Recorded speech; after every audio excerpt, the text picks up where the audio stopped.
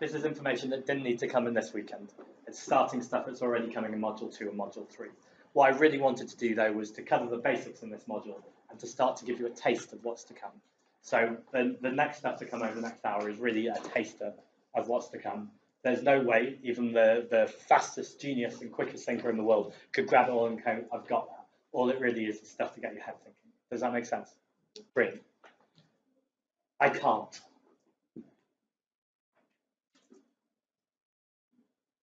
I can't. Do what? So I can't do what? I can't do the thing you asked me to. So then you've got two other places you can go, right? Or two more helpful places.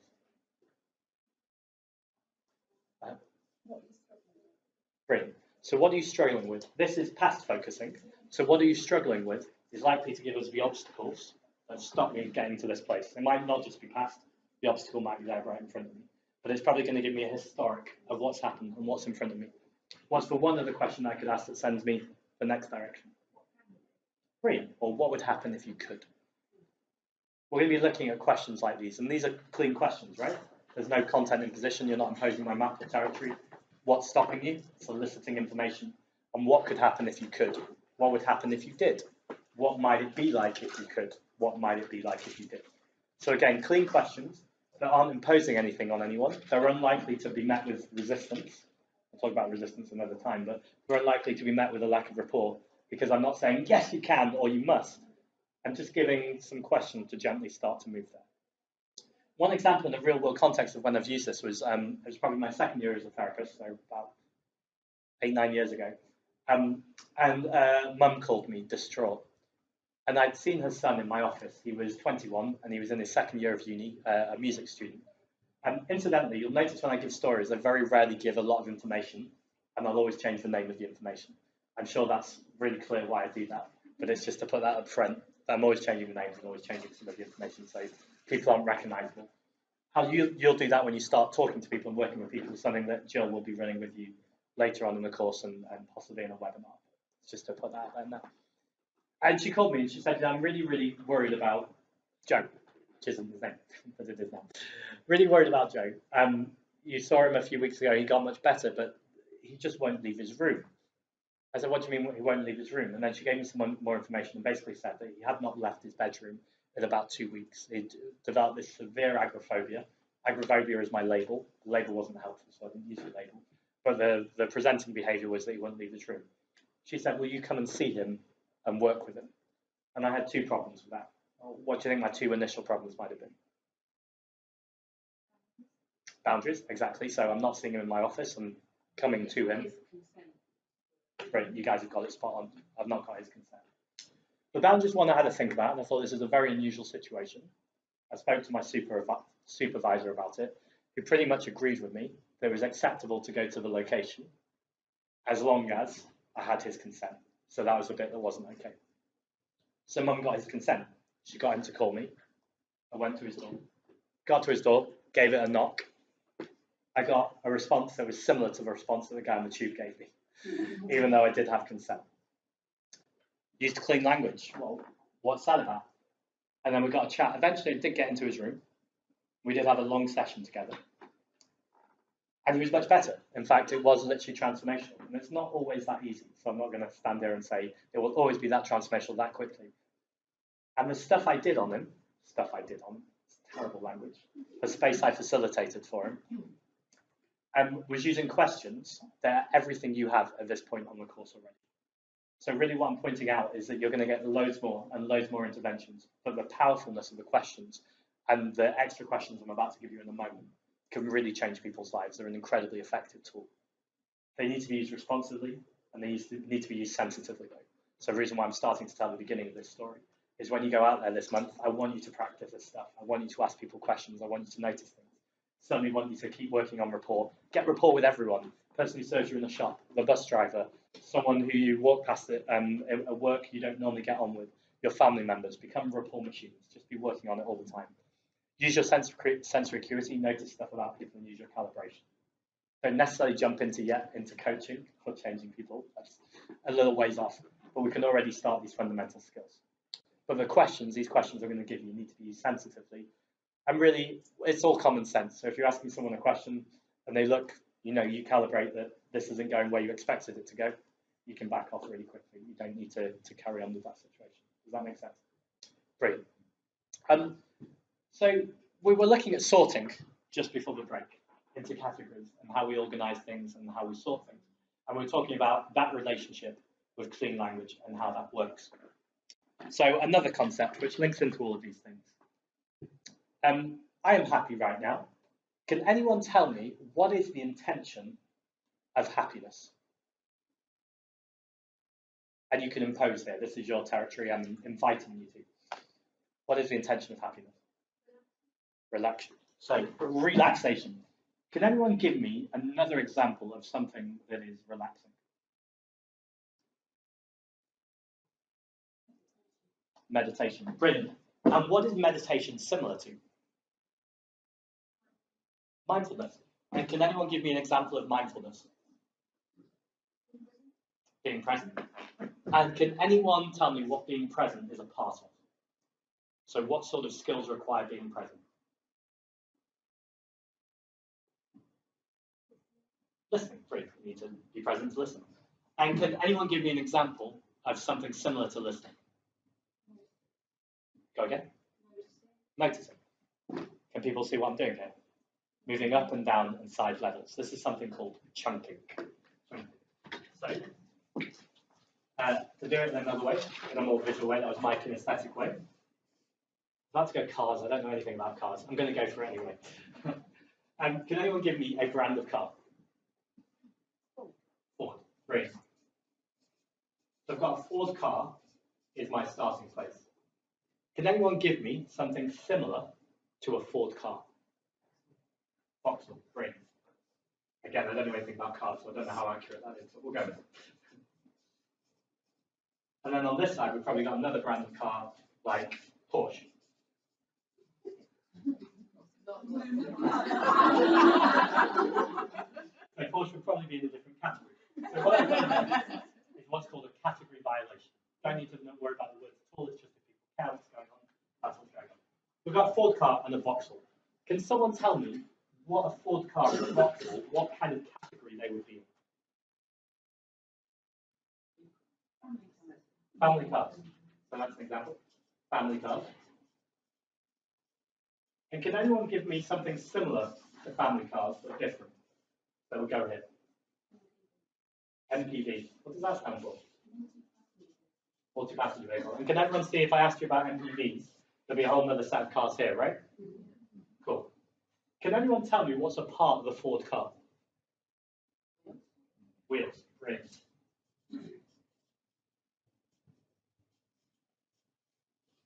And anything else? Oh, sorry, another part of a Ford car. Engine. And can anyone give me what's a part of an engine? Carburetor, which I'm never going to be able to spell. Cool. And does everyone see what I'm doing on the board relates to how I was jumping around like a madman? Yeah. So we've got these categories. If we're going up, this is called chunking up. And we're getting more vague, more abstract. We're getting a bigger picture about things. This is chunking up. Chunking up is something we're going to look at next module. It's often used, we'll look at it next module. Chunking to the sideways is something similar. It's another example of it. It's not something we use so much. What we're going to look at right now is something called chunking down, also known as specificity. Chunking down, specificity. There are two really key ways to get more specificity from someone's statement. Can anyone think what the two key ways might be?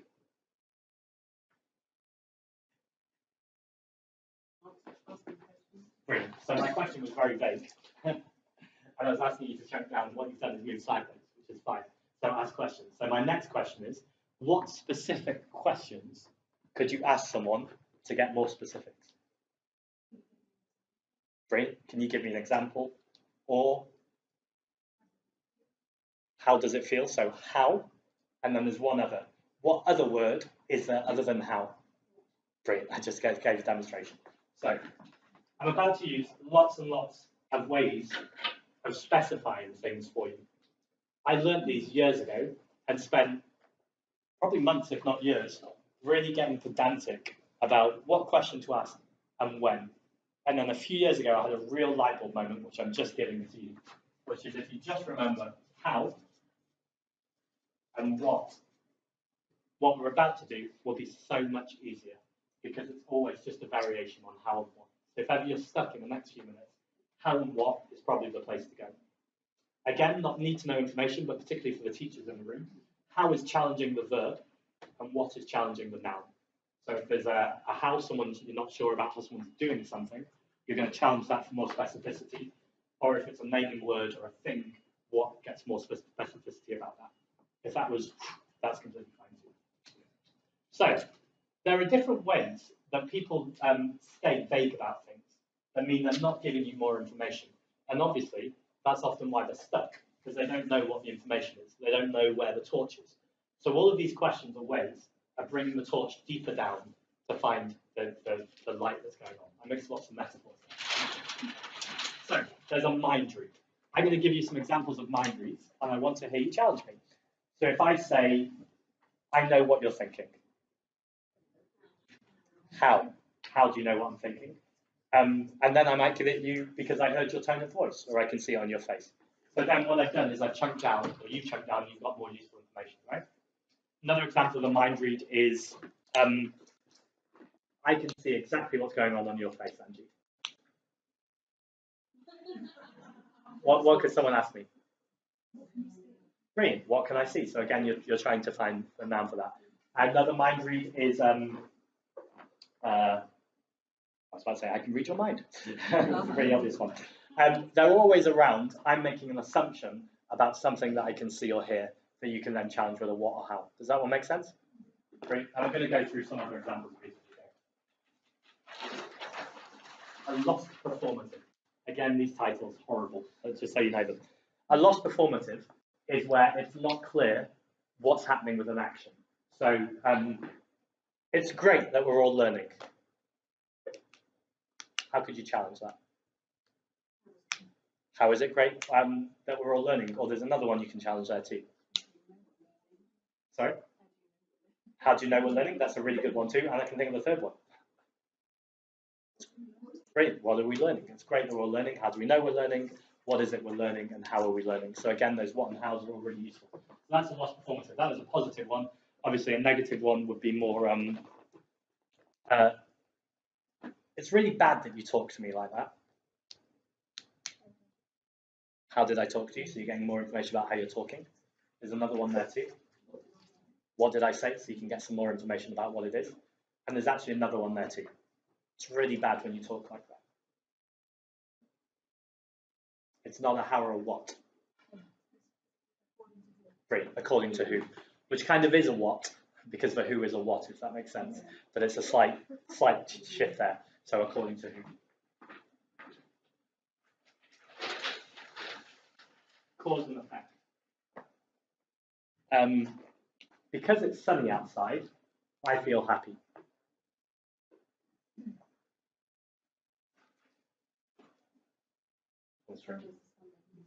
Brilliant. So Julie phrased it in a nicer way. I'm going to come back to a not nice way and then come to Julie's way, which is, how does the sun outside make you feel happy? Or how does the sun make you feel is more specific. But the technical ways, how does the sun outside make you more happy? So you're taking the how, the action, and then the make. Everyone with me? I'll give you another example. When my mum calls me, it makes me feel anxious.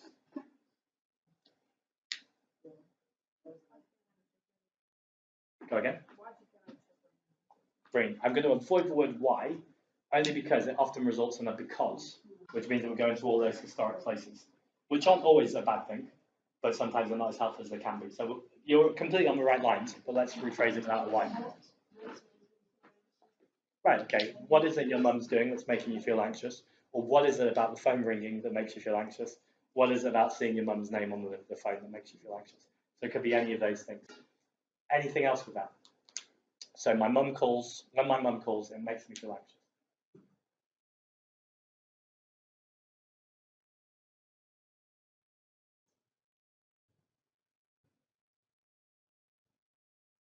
No? Okay. That's all right. Sometimes I ask a question, I don't know if it's an answer. Okay, one more cause and effect, just to check we've got it. When I can see that you all understand what cause and effect is, it makes me feel really satisfied.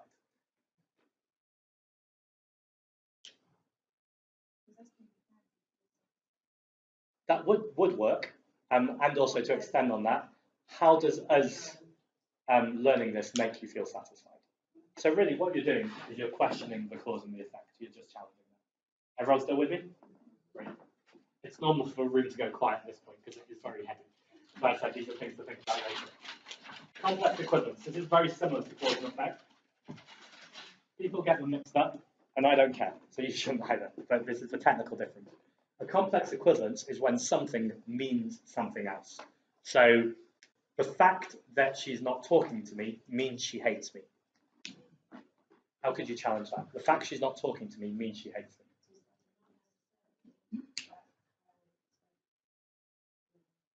You're there, you just need to phrase it.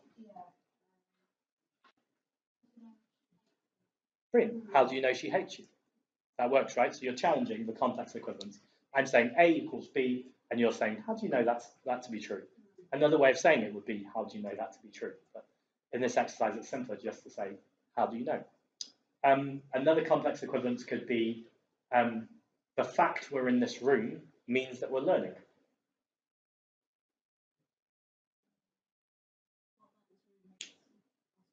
Brilliant. What about this room makes us learn? And there's another one there too. How do you know we're learning? Brilliant. So again, the really common thing in all of this is we're getting more information. We're digging for more information. Next, we've got a universal quantifier. We've been using these quite a lot without you noticing. In fact, I use these all the time.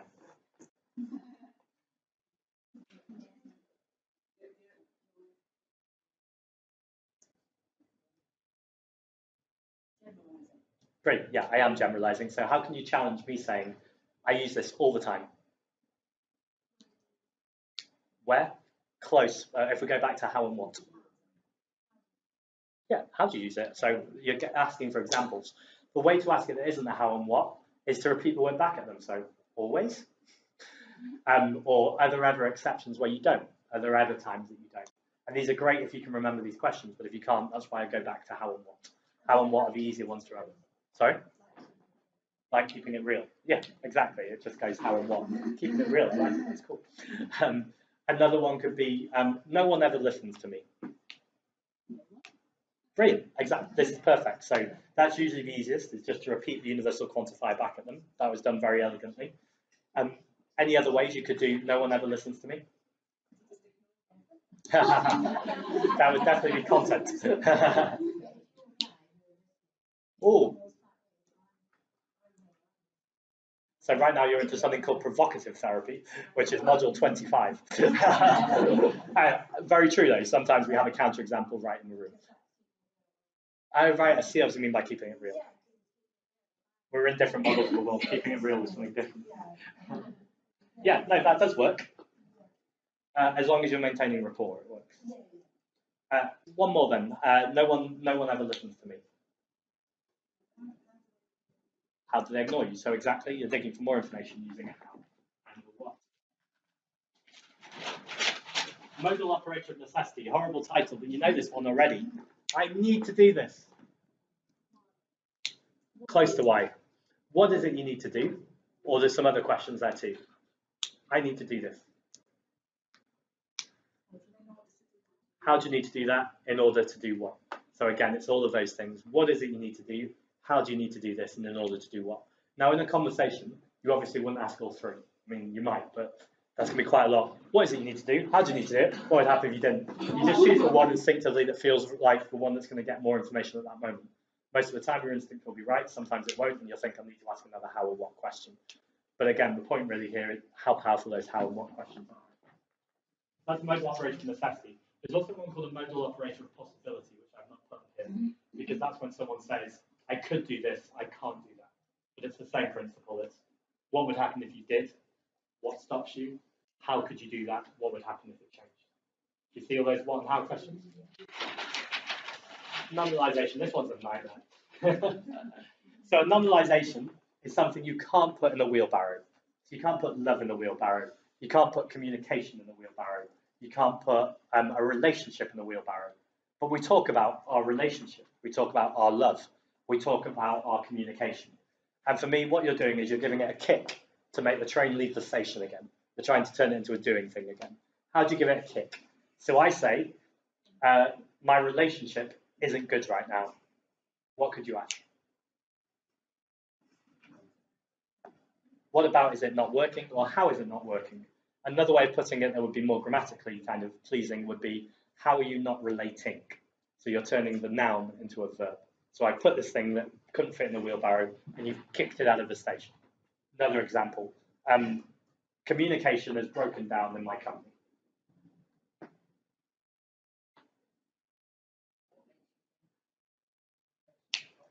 Brilliant. So you're getting evidence of what are they seeing or hearing that's making them think it. There's some other ones too.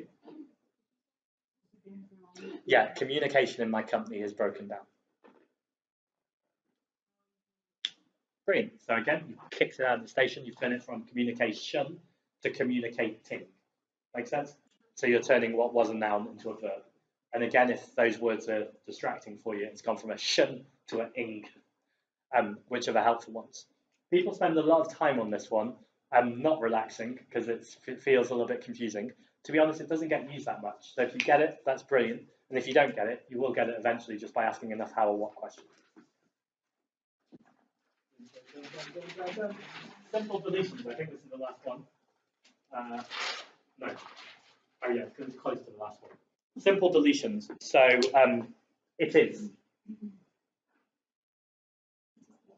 It is what? Or how is it? Exactly. A simple deletion is where there's clearly a bit of information you don't have. Again, you can relax about this one because as a human being, you would probably ask this. If I just went, it is, you'd probably go, how is it or what is it? So it's just a simple deletion. People use them remarkably commonly. People assume that you know the full information of the story because they're chatting to themselves in the head. But it's a very instinctive one. And then the last one is very similar, lack of referential index. So it's good to do that.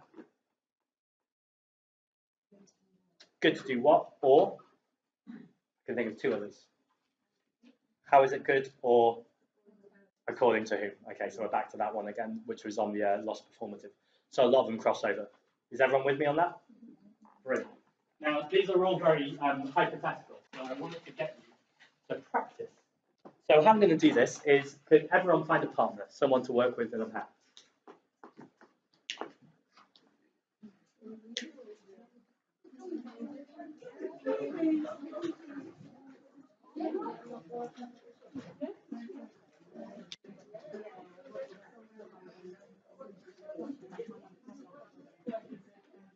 Great, everyone's got a partner? Amazing. If I can give everyone a wave, I want one person from that pair to come up and pick a pair of these. And what these are is, I'll explain. Here is lost performative. So, the pair who have lost performative, all you're going to do in your pair is both write a sentence that is a lost performative on each of these post-it notes. So together in a pair, you're going to come up with a sentence that, and you can use your books for this, and you can ask me, that would have a lost performative in it that other people can challenge. Does that make sense? Or to look at another one, there is a universal quantifier. This is the always and never one. So we're going to write a sentence each, maybe it's the same sentence or a different sentence, it doesn't matter. That is both something with the universal quantifier. Does that make sense? We'll see what happens. Great, exactly. So one person from each pair will pick up a paragraph. Paraphrasing. I don't know. We'll just. No, one pair for the both of you. And we're doing Exactly, together. Or whatever it is on that. So one person from each pair, just grab two. Yeah.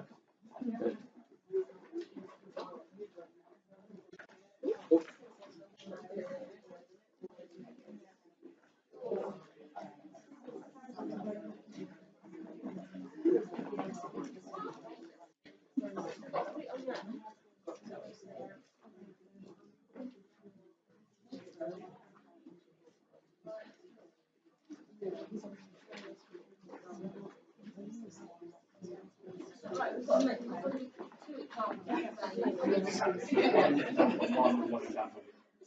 So 2 cents.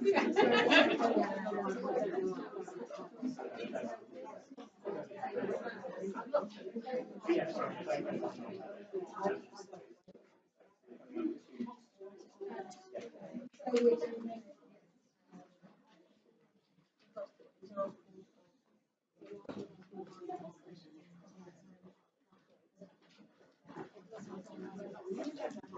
So this is where, it's not clear who the person is for the reaction.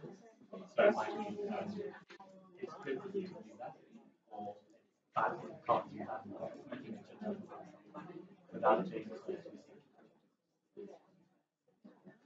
The judgment. So it's good to do it's bad to do, or it works hard. So it's 2 seconds. And then what's going to happen? How do we know? How do we know? Wait,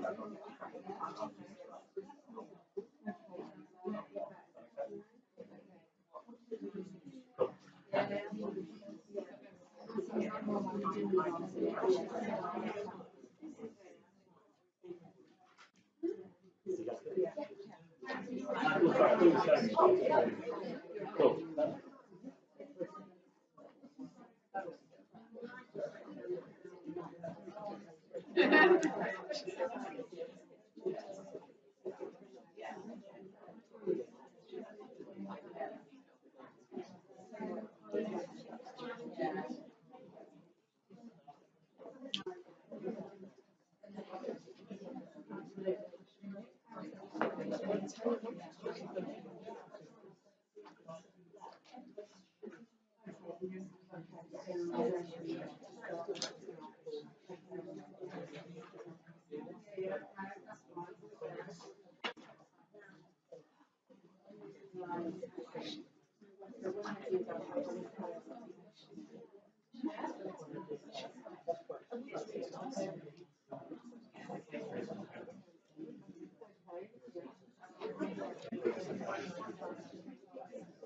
Maybe a rule that people use in schools, and then we don't know what it is. A rule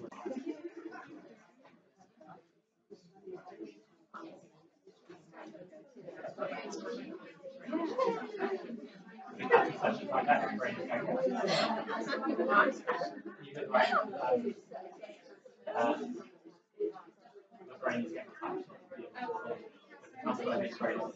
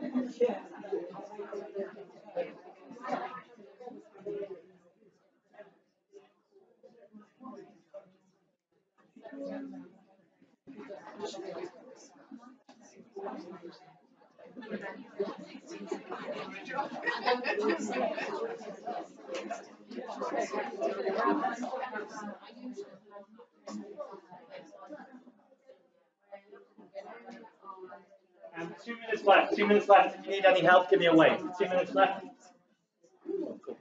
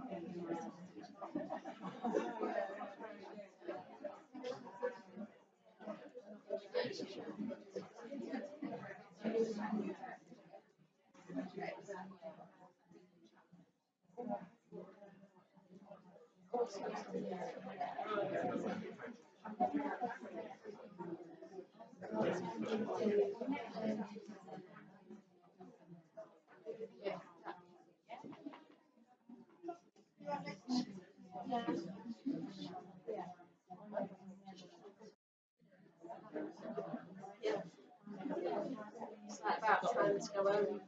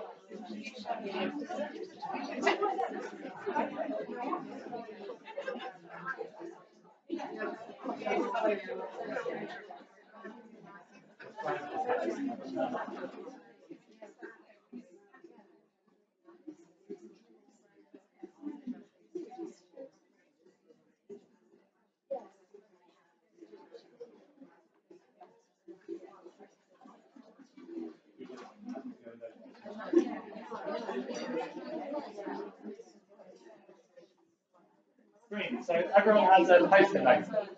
And what I would like is for you to label yourselves. A and B.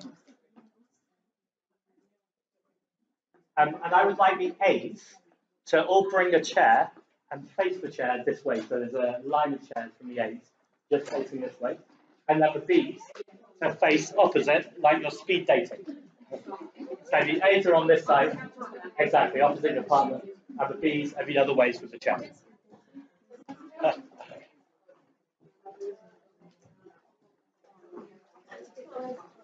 And no, same partner. You're sat opposite the same partner you just had.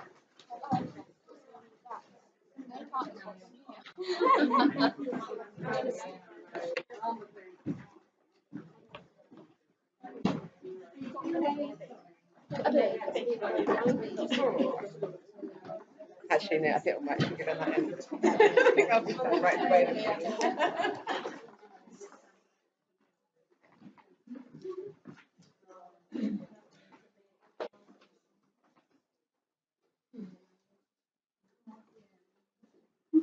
Cool. So at the moment, the people on this side, the A's, are going to be the people with the challenge. No, that's not right. They're going to be the people with the vagueness, the abstract, which is the sentences you've just prepared. You're kind of these high-level thinking. You guys are going to be the challengers, which means you're going to be the ones asking questions, how, what, or any other appropriate question, just try and avoid why. So how or what, any other appropriate question, try and avoid why. And you're going to ask them a question to challenge them. Once you've asked them the question and you've challenged them, they don't have to answer. It's just about you asking the question. You tap the person next to you, and then the next person gives their statement, and you challenge. So you're going to keep challenging until you've worked along the row, and then come round and loop through. Does that make sense? You guys just keep repeating the same sentence that's on your post-it note. So you guys are ignoring your sentences for now. You're just asking how or what questions, and you guys are just saying the sentence on your post-it note. Everyone understand what they're doing? Post-it notes are going to move. Post-it notes, these post-it notes are going to stay. You guys are going to move. So you're going to work through every single post-it note challenging, and you guys for now are just going to stay, and then we'll swap the whole thing over. All make sense? So you're starting with the first sentence you already know and challenging it, and then moving around, starting with that. Okay. Yeah, just whenever the seat's free. Just go.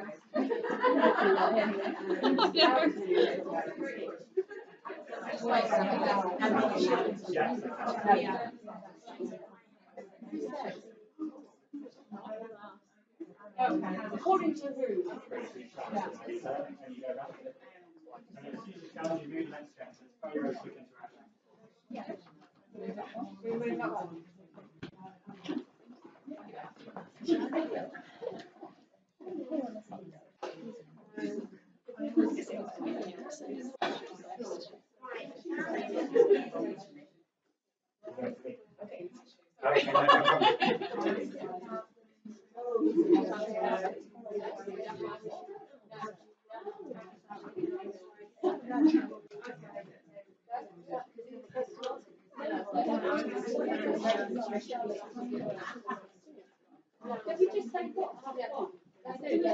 Yes.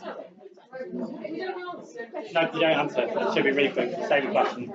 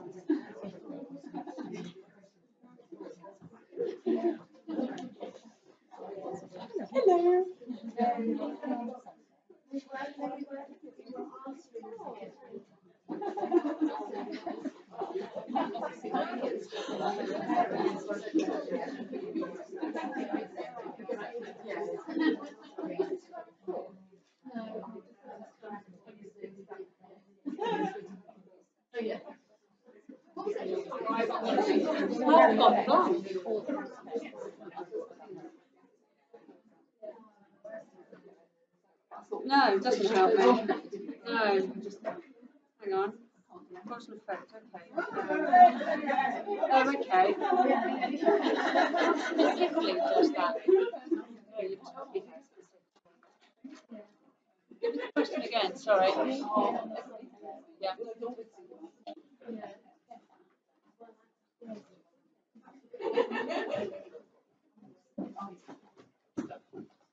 I can't challenge that. I'm struggling with that one. Sorry.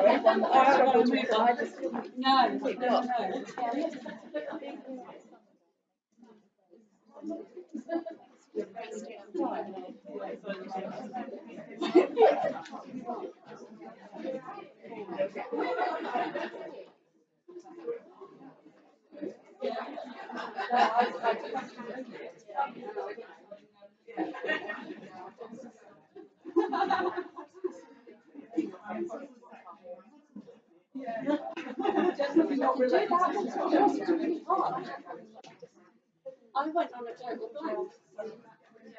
With this one, it's repeating exactly what you just repeating the call. Right, so how did you respond to So I that? would say, house. You guys back in Something. again. Yeah. Don't worry. Okay, So that's so sort of like, because I think he said it's important to have the cause and the effect back. right, okay. Yeah, Yeah. yeah. Yeah. Are you guys back in the server? Okay. Amazing. Just to say that I expected it to be a little bit tricky because some will go fast and some more, more difficult impressions there. You guess what we're going to do? We're going to do it the other way around.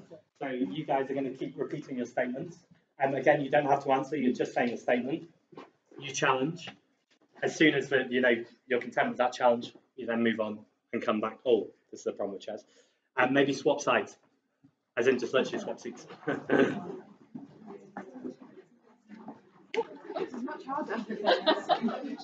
Cool. And whenever you're ready, off you go.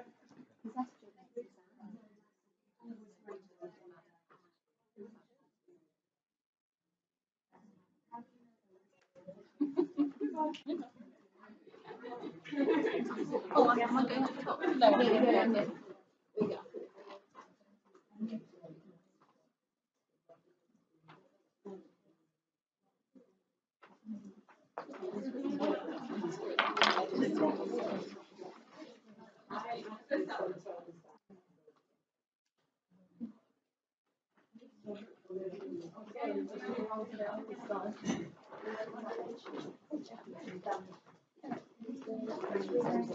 Should make some sound.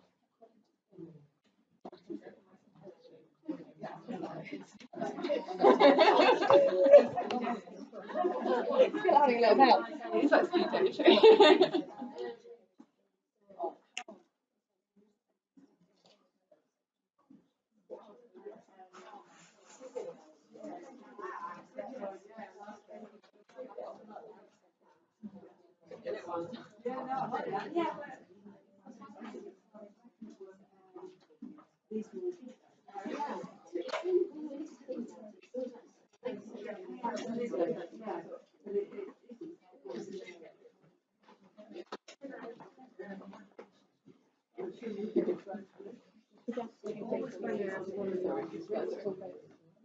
What is it about his attitude that makes you sad? Thank you.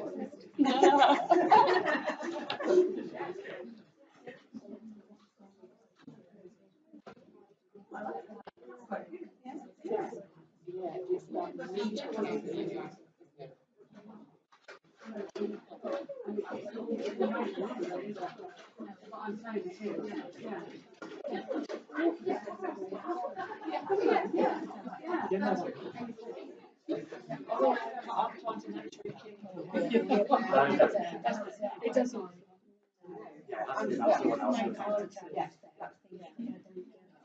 No, I got stuck.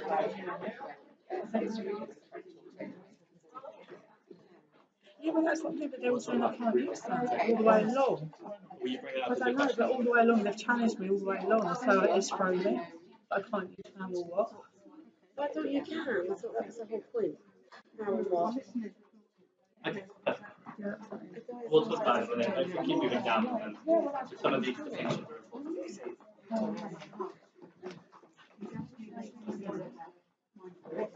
How would his attitude make him? Yeah, I got some. Yeah, I've got my last part.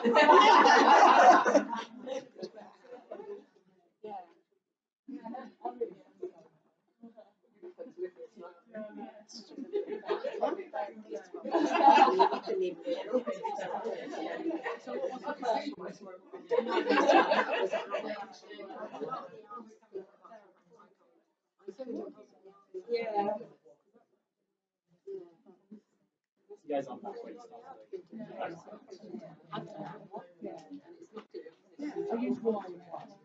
He was wise. Yeah, no. Because I've been writing down what I've been using. Yeah.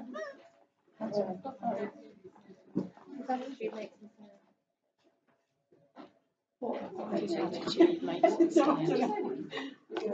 Oh, for goodness sake.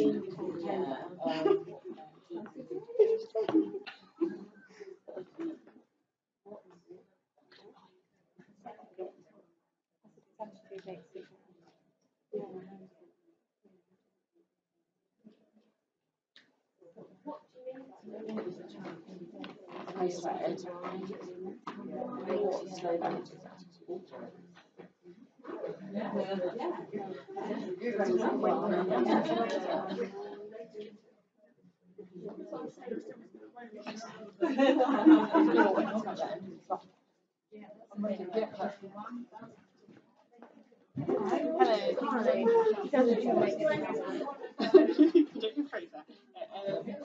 What about his attitude makes me sad? What's he doing? Stuff like that.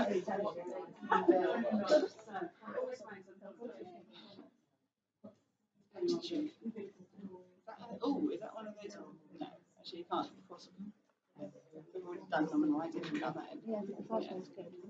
How is he acting? Acting? No. Yes. How is he acting? But then maybe that's a change in the wording. Yeah. They use vocabulary, paraphrase. Yeah. Oh, Jeff.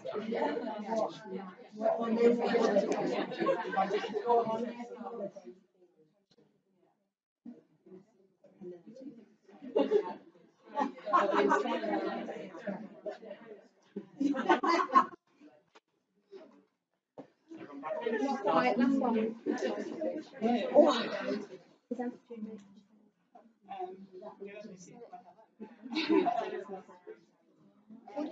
What is it?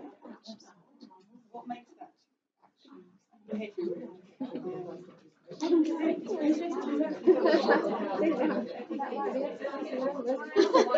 or how is what did I say before? Yeah, might be better to say or oh no, I had one then.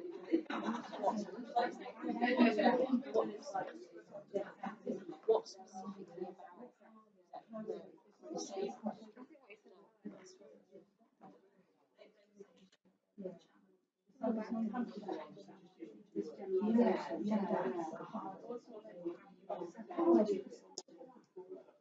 Yes, it's easier to do it when you know what. Just check if they're running back at the beginning of where they were. Yeah, I've done everything. Okay, let's just send round the close. I'm trying to find back into the road and we'll unpack it.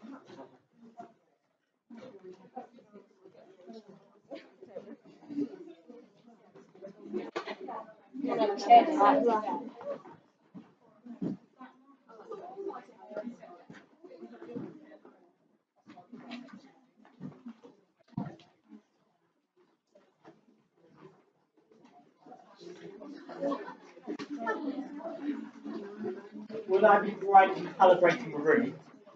And that's the most difficult thing we've done so far. It takes a lot of kind of brain power, right? The good news is, it really doesn't matter.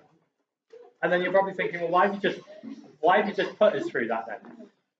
Because if I said to you that the power of how and what is so strong that you can get huge amounts of information, it doesn't really sound like it's true. All I wanted you to experience with a bit of clunkiness and a bit of difficulty is that you can hear lots of different statements, and in most situations, how or what is going to move that statement into a deeper place where you're going to be shining that light more. Now, some of them I know were really, really tricky, and you're probably still puzzled as to what's going on. We're going to run through them again now, so if you've got any questions or anything that's not clear, let me know. But there's two things I'd say up front. One is some things cross into lots of different categories, so that's confusing because you go, well, I thought it was a universal quantifier, but it's a loss performance. Doesn't matter if they're labelled. If it's not helpful, let it go. And the second thing is some of them are just confusing. They're confusing to me, and I'm sure they'll be confusing to you, and it's okay. It's only about using it when it's helpful. So, without talking about specifics yet, because we're going to go there, did anyone notice anything interesting or anything they wanted to ask generally about it? No?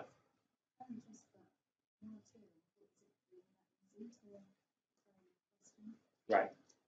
As in it was difficult for you to find the question, or it seemed too easy? Sure. And it should, ideally, this should start to seem easy because you're just how and whatting it the whole time. How, what, how, what, how, what. And people often aren't trained the how, what thing. They're taught, according to whom, is it necessary to in these longer questions, and then that becomes much more confusing. So what I've tried to do is set out front that most of them are how and what, with a few exceptions. So this is called the meta model. And the reason why it's called the meta model, we used that word meta before, the above thing, but this is a model of going from above and starting to go deep and deep down and really drill down into the detail. It's another way of, when you sorted out the mess, it's another way of categorizing mess. It's about saying if these things are together and these things are together, how can we start to form other people's thoughts? So there's distortions, and they're in 3 categories: distortions, deletions, and generalizations. Those words don't matter. Distortions, we've got the mind read. I know you don't like me. I know you're curious. I know you're sad. Does anyone have any questions about the mind read? Good. They seem pretty self-explanatory. We've got the lost performative. It's bad to be late. It's unfair if you're inconsistent. It's wrong to do that. So all lost performative means is it's lost who is performing this action and according to whose criteria. Who's performing the action according to whose criteria. Very similar to lack of referential index. So similar that I'm not even going to bother trying to explain the difference because it doesn't matter. They're very, very, very similar. Cause and effect pattern. They make me angry because the dog ate my homework. I'm upset. The weather is getting me down. We all with this one? Cool. You're interrupting the cause and effect. Complex equivalence. Very similar to cause and effect, but cause and effect is something happens and then something else happens. Complex equivalence just means the 2 things are the same thing. I wouldn't give it too much brain space trying to separate these 2. Really doesn't matter because the challenge always is how or what. Everyone good with those? Am I going too fast or is everyone okay? Everyone's okay, good. Generalizations. Universal quantifiers. These are usually people's favorite because they're easiest to spot. In fact, they're always people's favorite because they're always the easiest to spot every single time. Exactly. Modal operators of necessity.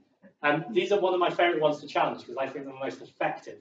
People use need and must so often in conversation. To the point that the same ex-boyfriend I was talking about yesterday, because I used to challenge his need. He used to say things I need all the time, and I used to go, need? So he catches me now if I say need, he goes, need? Literally like that. So sometimes it is necessary to say that we need to do something. I need to do that in order to. And we don't always want to have to say in order to.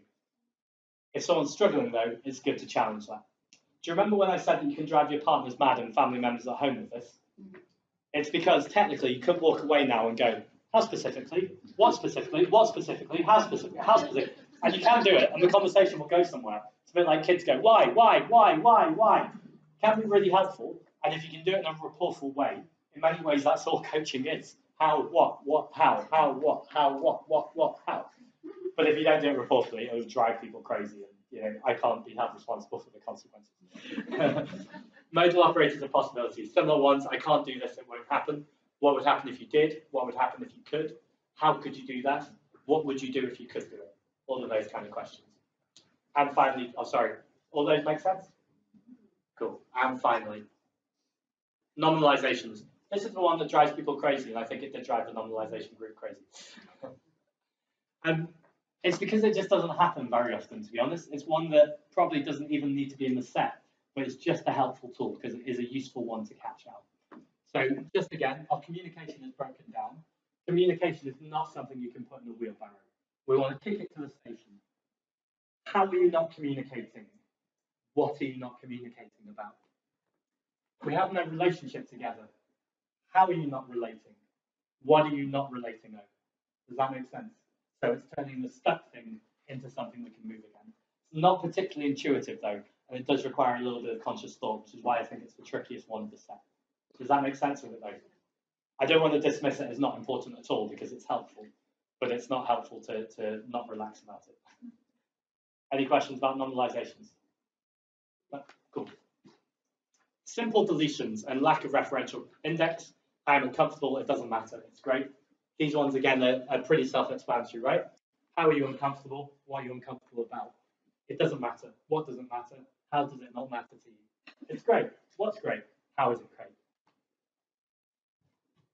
Gonna get a headache from this. Does that all make sense? So this boy wouldn't come out of his room. And he said that he was really scared. What do you think I asked him? What are you scared of? I'm scared of going outside. What's outside? The wind. By this point, I've managed to get in his room. There are other things. I'm scared of the wind. What is it about the wind? I don't know. How does the wind make you feel? Or, I think I did actually ask, how do you not know?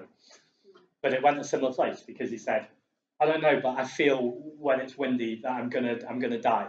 It's quite a dramatic statement. Where do I go from that? Feel like when it's windy, I'm gonna die. No, it's clean though. I didn't ask that, but that is a clean question. So you're already instinctively getting this. Have you had that feeling before?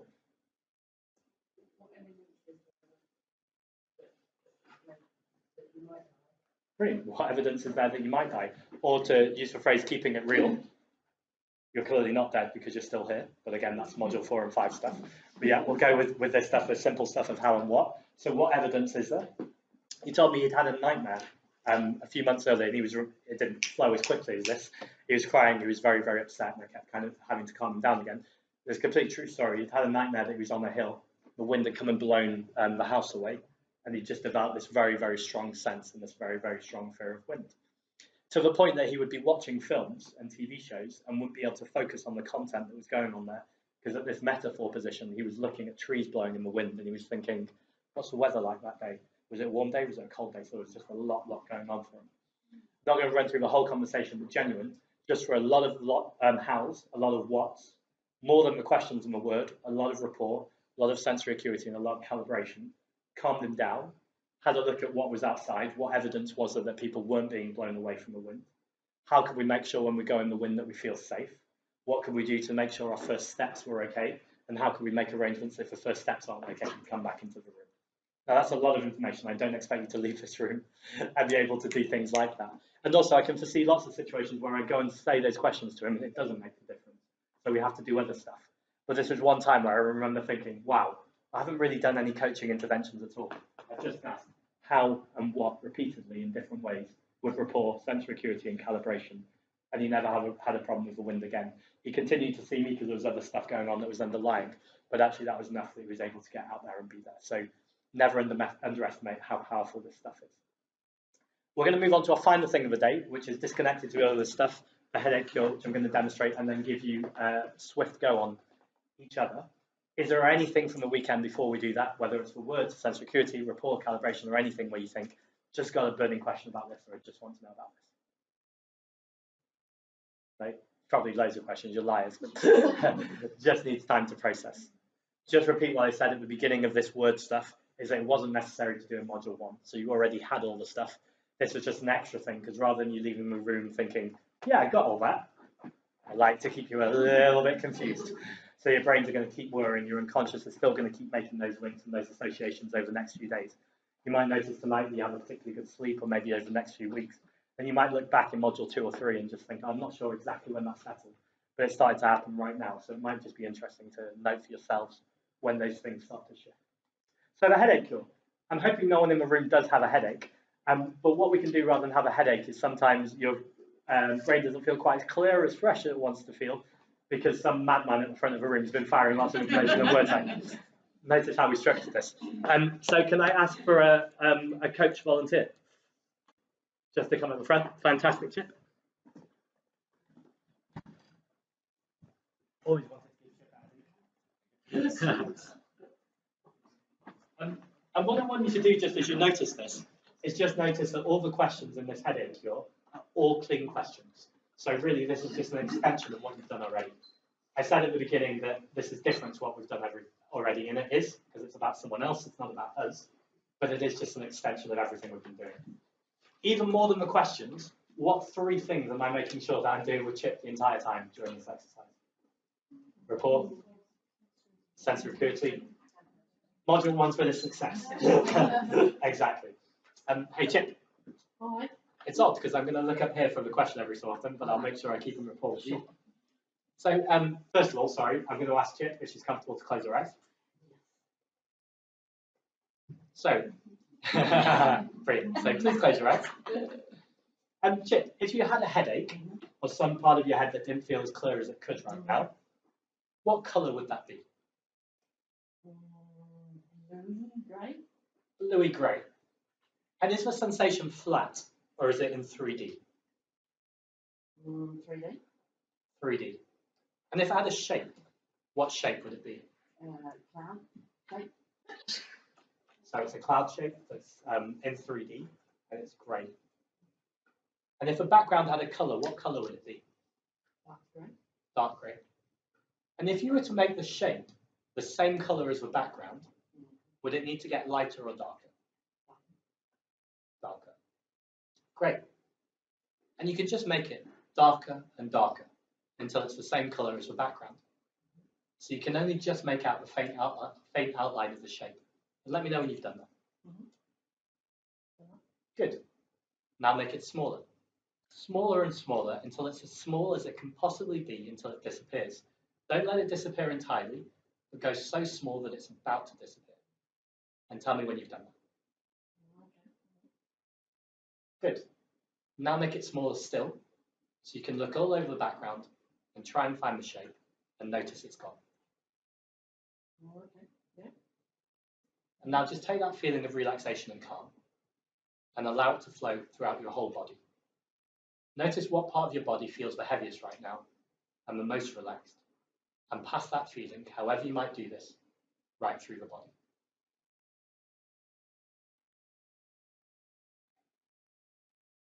And whenever you're ready, just open your eyes. Give Chip a round of applause. Now this is a very artificial situation because Chip didn't have a headache earlier, so she's just come out here and I've run through the place. Thank you very much, Chip. Can you see how these stages, if taken slowly with a headache, could start to shift things? I've lied to you though, I said this was clean language. I have to hold my hands up that I wrote this and it's not clean. And I didn't realise till I ran through it. What bits of it aren't clean? And it doesn't matter that it's not clean, but there's two things in specifically that I thought, no, that's not clean. Sorry? I heard someone say it. Flatter in 3D. That is clean because I'm giving you the choice. But you're right, it's moving towards dirty, because really I should be saying, sorry? Good and great, exactly. I learned this by habit, because I tend to, I've got the Claire smiling thing, I've got it with my voice, I'm always saying, absolutely, excellent, wonderful. So as I was writing it, I was thinking, great, good, good. Not a problem, it's not going to harm anything or damage anything, it's just technically not clean. Any questions?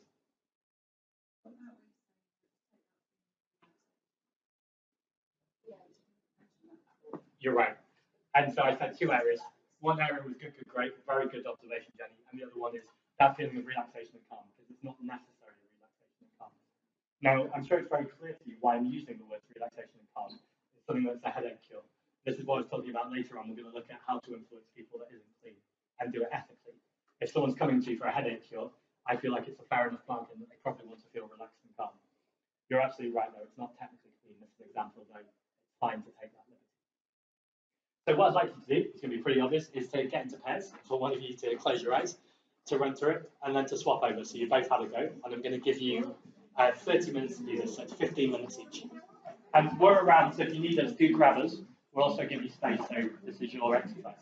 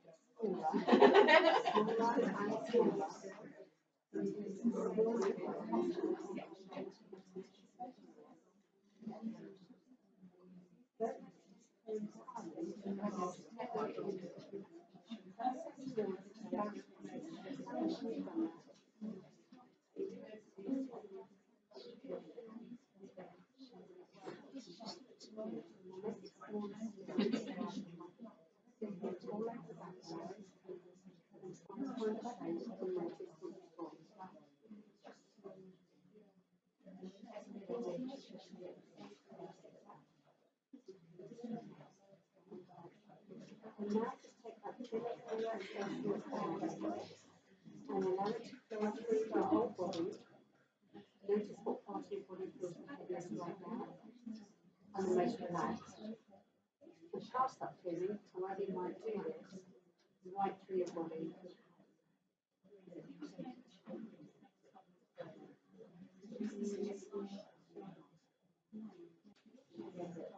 And whenever you're ready, just open your eyes.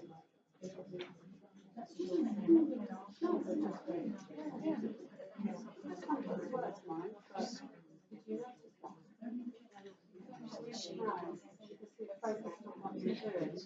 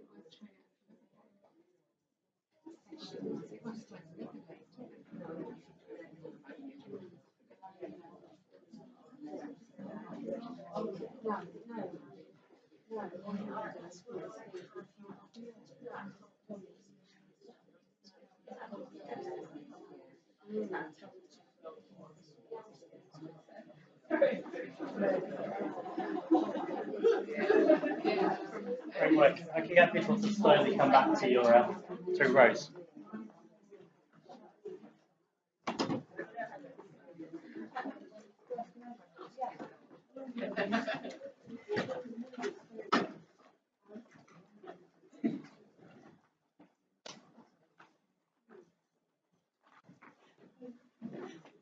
Well timed toilet break. Can you feel the difference in the room right now, just in terms of state and relaxation? That was lovely. I'm going to ask for your comments in a moment, but just my biggest observation, and it's everything I wanted to see as a trainer, was if we ignored the words and what you were doing, the rapport in the room, and people really giving each other their don't want to use big vague words, but their love and their attention, holding them in that space was beautiful to see. At the end of module 1, it's really clear that the group are really coming together and looking after each other. So it's just really nice to hear the tone in the room just went so quiet. It's like being at a yoga retreat. It was lovely. You probably noticed that when someone's asking you these questions, it's quite relaxing. If you can relax about the questions when you're asking the questions, it's quite relaxing for you too asking the questions in the act of getting someone to relax. Anisha, you asked me a really interesting question. Could you ask me again?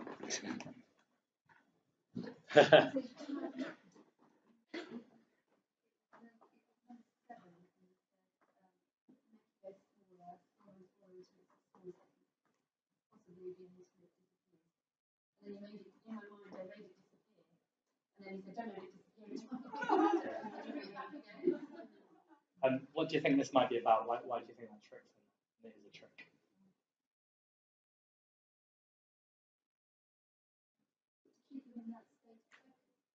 Yeah, so one is focusing someone, and also it's implying that it's happened.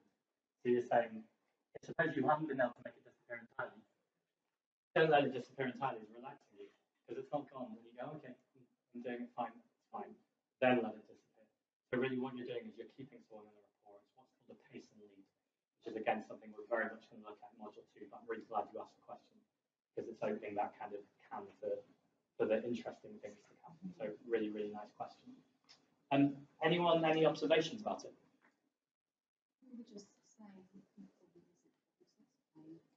Totally. So you can use it for all sorts of pain. Be very careful with it at the moment. So there are reasons I'm not going into because they're a little bit too complex at this stage, for why this isn't my favorite technique in the world. It's a really, really good technique. It's a starter technique to work on very light, gentle things and to build your rapport and sensory acuity and calibration. So I absolutely encourage you over the next month, if someone's got a headache or if they're not feeling great and they give you their consent, give it a go. Use your common sense. If you're talking to them and suddenly they go, probably time to pull away and just apologize gently. Anything weird's happening, just thank them, say I'm just starting, and they can open their eyes. Very it didn't even be that how it came out. I mean, you can do that as a coach generally. I'm just starting, it's fine. And people are very understanding. And it's a really gentle pattern, so it's just a nice way of easing people in. But you're absolutely right. The process of it in itself could work with headaches, it could work with bone pain, it could work with anything going on. It can also work with anger and frustration. So if people can find a place inside their body where they're angry and frustrated, they could make a shape and a colour. Really what it's doing is it's making them map the territory. It's saying this represents this complex equivalence, binding them together, and you're collapsing this, which collapses that too. That doesn't make a huge lot of sense yet. That's fine as well. It's just kind of putting that in. Shell. Do we have to do that? You said about changing colour, and you said like to just colours background. We were finding that actually we could make the shade of it the same shade as the background, but it's hard to actually change the colour to the background colour. So what I ended up doing personally, well, leaving it the same colour and just showing the shape as it was. I made it the same shade. And actually found it better because it's the same colour. You lose the shape. I thought. These advanced coaching techniques. Advanced coaching techniques. You're right. Is that? Can you just sort of do that? It's a magic bag. You do what you want. It is. Every person is unique. I think I've heard that somewhere today. Every person is unique. Some people will do it so easily, and they'll think it's the most magical thing in the world, and they can't believe how quickly it solves a headache. Other people, it might not work on them at all. Or they just really struggle with things, and that's all fine. To be honest, even if you just sat down with them and asked them to close their eyes and spoke in a calm tone of voice and went through this, you're probably going to be helping because there's probably just some time to slow down. Okay, I've lied to you all. As I said, we were going on to a headache cure and we're leaving everything behind. We're going to do one more exercise just for 10 minutes. It's going back to those words things, those what and how specifically. There's a reason why I've done this though. It should be in a much more chilled state now, much more easy. It's just a fun little exercise for final 10 minutes just to notice what you've absorbed and haven't absorbed. Once we're going to do that, Jill and Ali are going to wrap us up shortly after that. We'll explain what that exercise is in a moment. If you can get into the familiar trope, 2 groups of 4 and 1 group of 5. It's just for 10 minutes.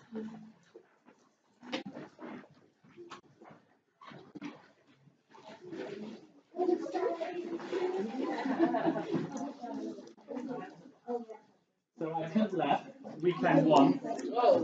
Go away without dealing with Harry and Kate. Harry and Meghan.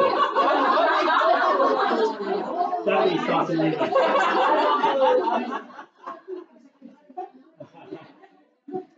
I'm going to give you a paper each, and I'd like you to focus preferably on a positive story, which is what I've chosen at the end of the weekend. Just a positive story. I just want you to notice what language patterns the group can spot. And it might be that you notice loads, you only notice very few. I'll give you some flip chart paper and pens, and just any language patterns you notice. So any sentences where you go, oh, that's one of those where they're saying always or everyone, or that's one of those where it's not specified where it's a person. So just see what you can notice. Very relaxed exercise, not going to ask you to share it with the group afterwards. Just the final 10 minutes, just to seal off the weekend and notice how much you've done.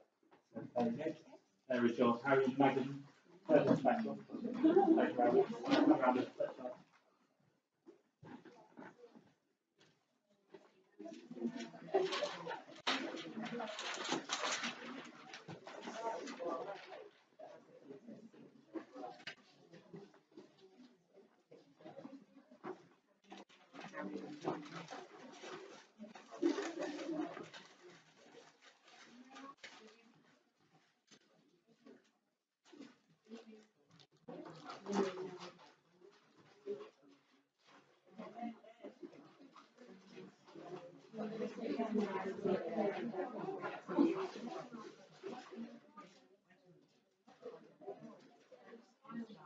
Sorry. It is pretty much the end story there. At least it's a positive story.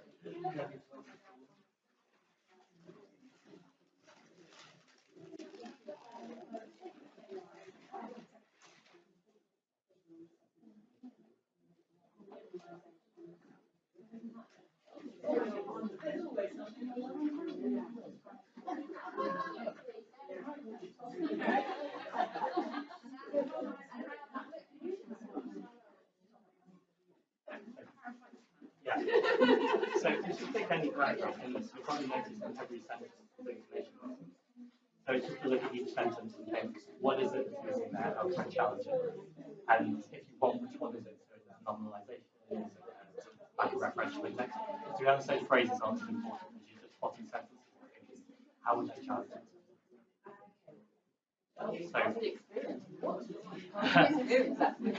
It's exactly. So it's just papers, especially these kind of papers, tabloids, are missing so much information that's kind of being implied.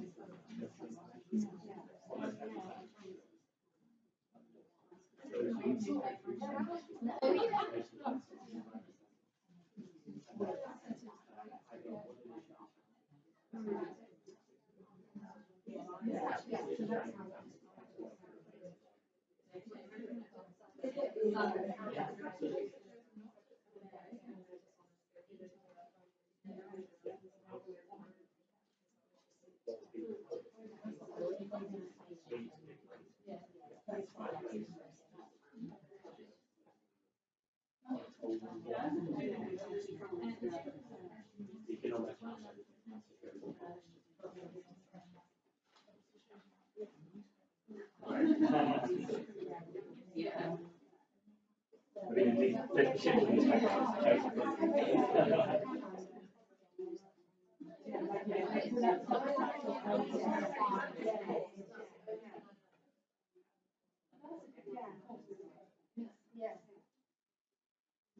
and 5 minutes left just to get to wherever you want to be.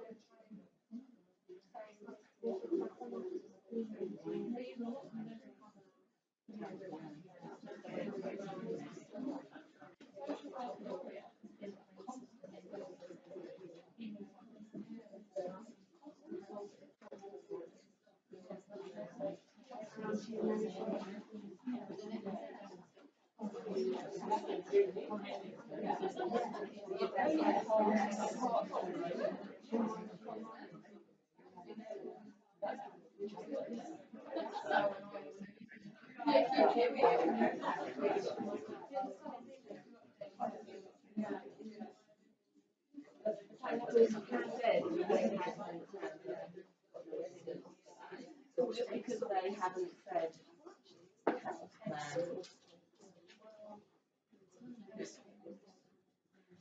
Just last minute.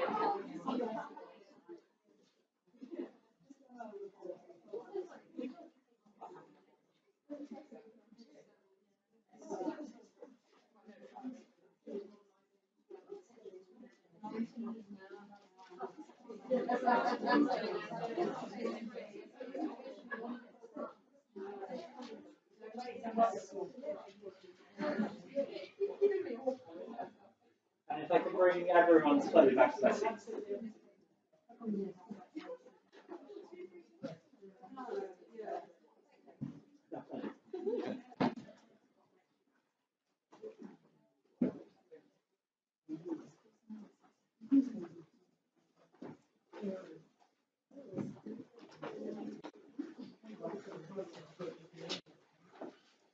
Oh, yeah.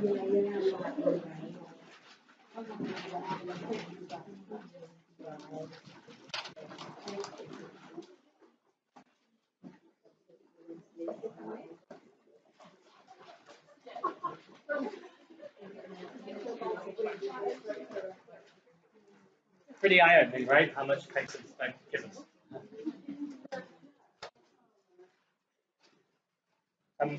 Now, obviously, I didn't expect or want you to do the entire paper in 10 minutes. What I did want, though, is to give you a little message for your unconscious brain to go, actually, when I'm watching the news or when I'm reading papers, I'm going to start to spot most of these things all the time when people talk. How specifically, what specifically, but not how specifically, what specifically. But just a bit more gentle, how specifically, what specifically. Because the thing is, those dolphins that were doing the Tour de Force, the horse, is tapping away with its numbers. Incredibly powerful, all the things we can do without language. When you were sorting things today and you couldn't speak, you probably did it faster because you couldn't speak than if I'd said, have a chat about this. We can do so many things with our unconscious through rapport and sensory acuity and calibration. Yet when we get really good with how to use language, and we get really elegant with being able to ask the right questions, we can really make sure we're shining those torches for everyone wherever they want them to. So thank you very much. It's been a fantastic first weekend. Can't wait to see you in a month, which seems so long away, but I'm sure will come really quickly. Just the last thing I'd leave you with, and I know these guys want to have quick chats about various things, is practice. So whether it's the rep systems, picking a different day to do visual, auditory, kinesthetic, or do digital, whether it's noticing eye accessing patterns, or asking what specifically or how specifically, just doing those things. And also, despite the fact I'm giving you homework, in inverted commas, relaxing about it, because it's all happening naturally. It's going to happen anyway. So you can just be easy knowing that you've been here, your intention has been to take things in. So your unconscious will do all that work for you. Just make sure that you're checking in with yourself every so often and being kind to yourself. So thank you very much. I'm going to hand the stage to Chip. Okay. So, taking on what Jack's just said about practicing and learning experiences and everything else, we've set up a Facebook group which is closed just for you. So I'm going to send you out an email now, inviting you to request to come to this group. Now, this group is about allowing you to share any experiences, questions, anything like that you might have that is closed within us and within the guys at the back of the red shirts, just so that if you've got any queries, got anything else, or you found this great thing in the newspaper, you can actually tell us about it. Yeah. So it's just to reinforce everything you're doing, and somewhere for you to talk about it. Okay. So you're going to have lots of things come through. You're going to be practicing everything else, and you might have some real big wins over the next few weeks, and you just want to tell someone. Well, you can tell it there. All right. So that's one. The other thing is I'm accessible, so just give me a call. Obviously you all know me because we've all been chatting over email and doing everything else. So if there's some things that you want to find out about, or want to do, or you need help with your DBS, or whatever else it might be, or you have just some queries, just come straight back through. You know that. Just contact me. All right. So if there's anything else, any other questions you have that you probably don't want to put on the Facebook group, you can just ring one of us. Now, Jill will give you something out in a minute which has all our contact details in the background, so that you can ask any one of us about it, or you can just direct them through me, and I'll make sure that you get your answers. Okay. All right. So we'll see you tomorrow. Pre-reads are in your workbooks, so don't forget them for next month. And remember to bring your first one, because you never know when Zach or Ali might refer back to something in the previous. So, just want to rewind you back to that kind of jiggly-jangy conscious competence, unconscious competence. Remember that? I struggle with those words. But I just wanted to share some thoughts with you about you as learners. Because if you think about it, you're here as learners, and you've spent all of your lives learning. And every time you've learned something, ever since you were born, you've been learning stuff, and you're learning that more kind of consciously now. What happens is that learning takes us to the edge of our comfort zone. Okay, remember where we started yesterday, thinking about the limbic brain, the fight, flight, freeze, and the tiger. And so when we hit the edge of our comfort zone, which is what learning does, it can trigger those responses. So when I did the training that you're doing, I was one of these people. I've been in my profession for 20 years, and I thought I knew everything there was to know. And I was going to come on this course, and there wasn't much to learn. So to be honest, I was a bit of an arrogant arsehole, asking lots of questions at the back. I'll be honest with you. And I've had this conversation with Di many a time. And I found it really difficult to be a learner. So I kind of went into fight. And it was only when I realised that confusion, a bit of fear, a bit of anger, a bit of that stuff that comes up for all of us, that that was okay. And then the opposite has been true more recently, because I started training to be a yoga teacher, and I thought, right, I'm not going to be that arrogant arsehole, okay? I'm going to have a different tack this time, be nice and quiet in the background. And what was interesting was that over time, the kind of tutor said, you need to kind of put your stuff in, because you've got stuff to say. I thought, oh, bugger, I've done it again. And I had this thing about kind of getting it right and getting it wrong. So you're going to be on a bit of a journey. When I was a young lass, I used to go fishing with my granddad. I don't know if you've heard of tickling trout, but it's a real skill. It's not like the old hooks and fishing lines that Ali does.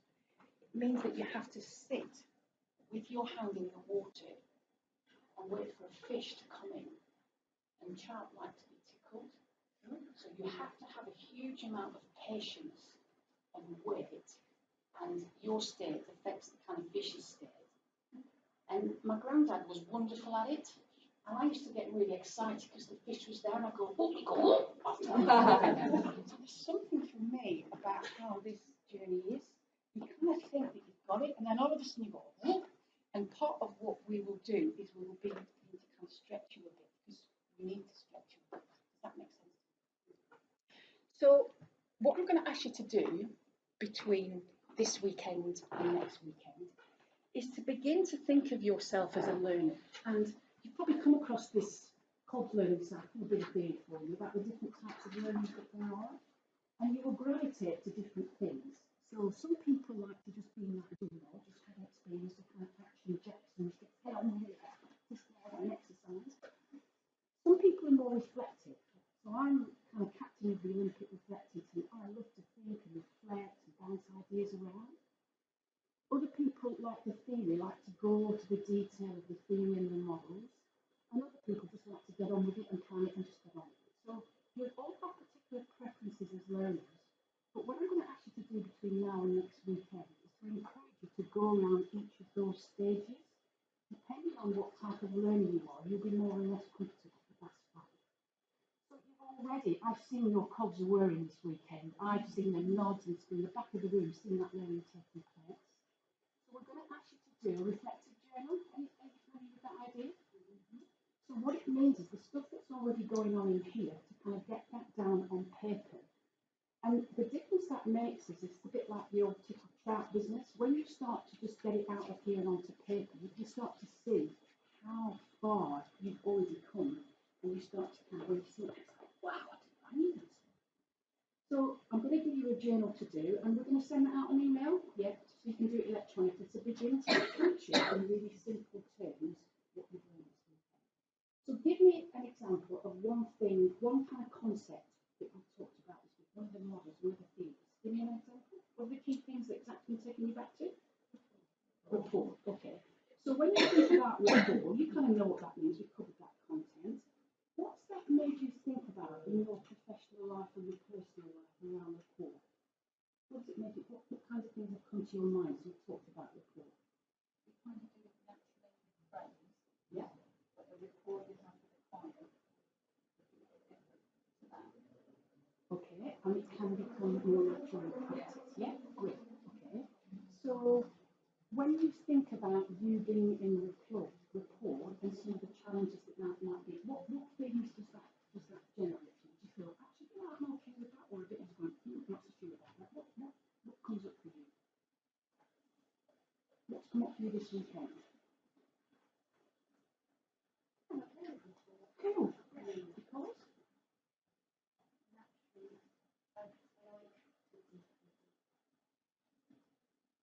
And if I were to say what specifically, how specifically, can you see how you'd be able to just put your reflections on paper to validate that?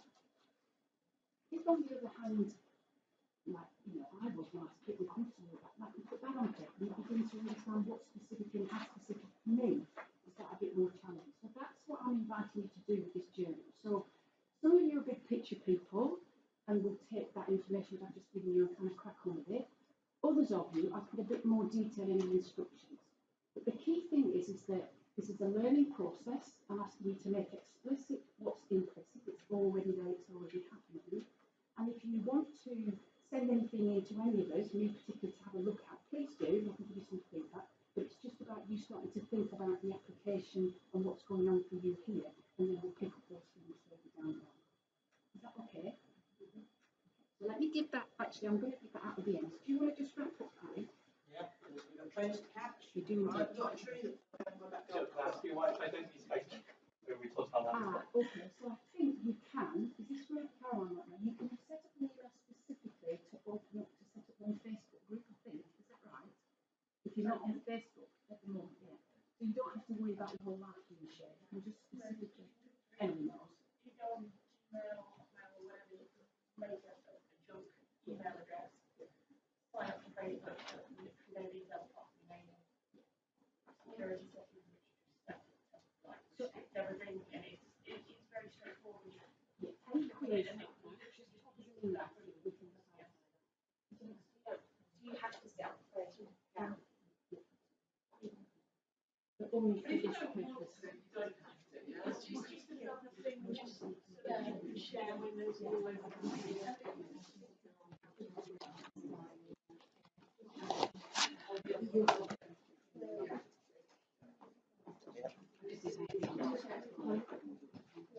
Are we sending these reflections back to you? Yes. do electronically. Ah, yeah, and we'll send it back, if you want some feedback.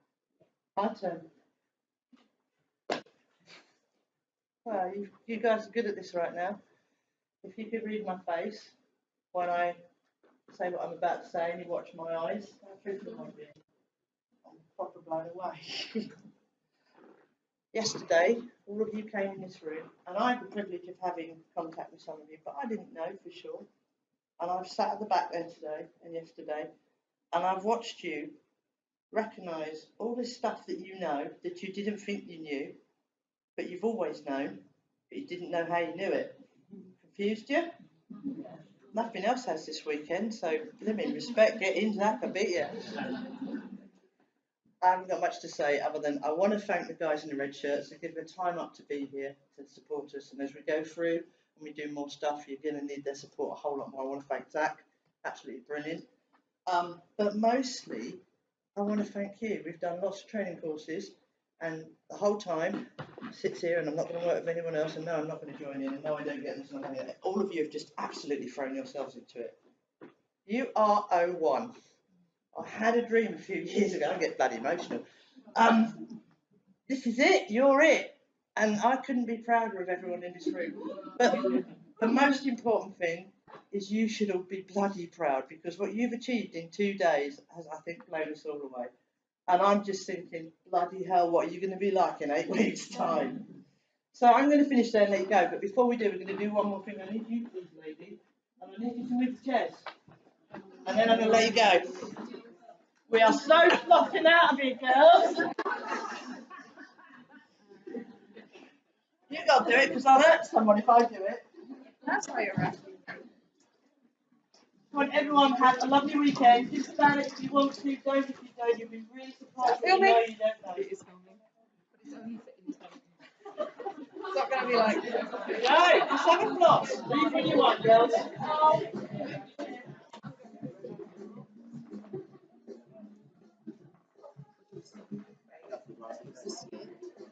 Oh, quick.